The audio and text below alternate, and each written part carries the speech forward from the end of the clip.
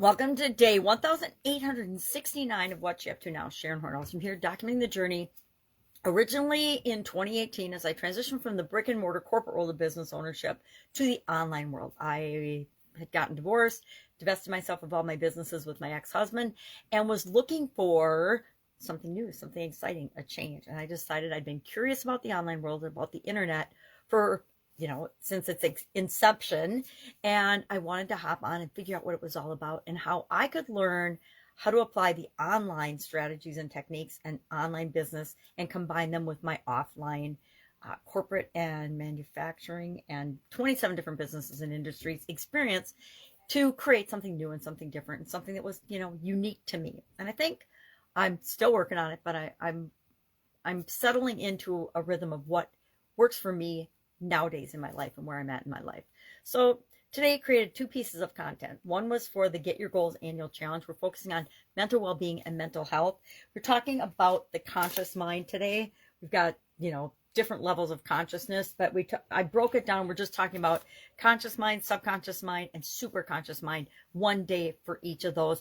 Again, there's lots of different ways you can break it down. Lots of different people and lots of different scientists and lots of different experts like to break it down into whatever number works for them and for their model. But this is the one I like to use because it's simple, it's easy to understand, and it's easy to remember. So today we focused on and we're talking about our conscious mind, the part of our mind that is conscious. And we actually, only about 10% of our thinking in our mind is conscious. Everything else goes on in our subconscious or other versions of consciousness and levels of consciousness that we're not really consciously aware of. And so we talked about the importance of being consciously aware of the goals, especially with respect to mental well-being and health, because that's what we're talking about this month in terms of how are we going to achieve those goals? How do we set those goals? And then how do we use our subconscious to automatically keep us moving toward those goals and objectives? We have to consciously decide what our framework is and then implant that in our subconscious. It sounds really complicated, but it's super easy. It's not like getting an ICD.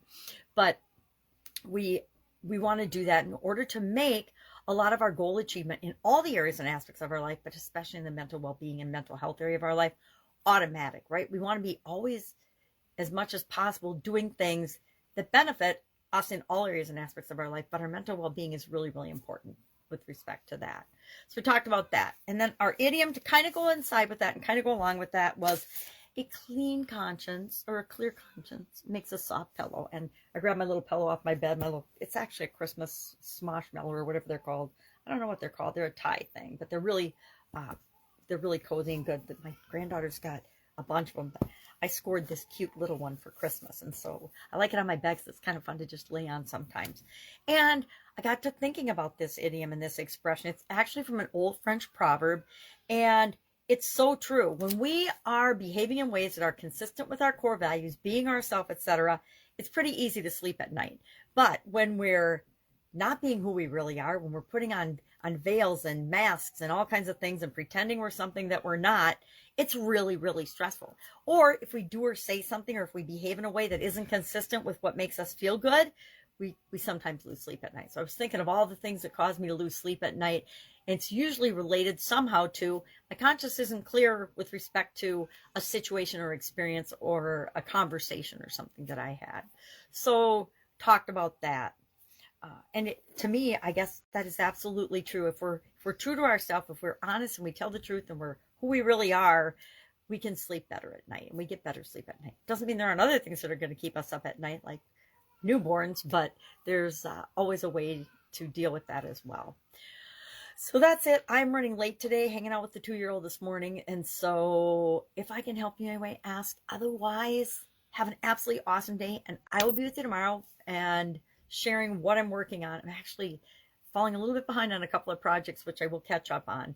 But I wanted to help my daughter with her new baby. So that is what we do. And I wouldn't trade it for the world. I love being able to spend time with my amazing little granddaughters. All 3 of them. I have 3 granddaughters, so I'm super excited. All right, if I can help you, ask. Otherwise, have an absolutely awesome day. Bye.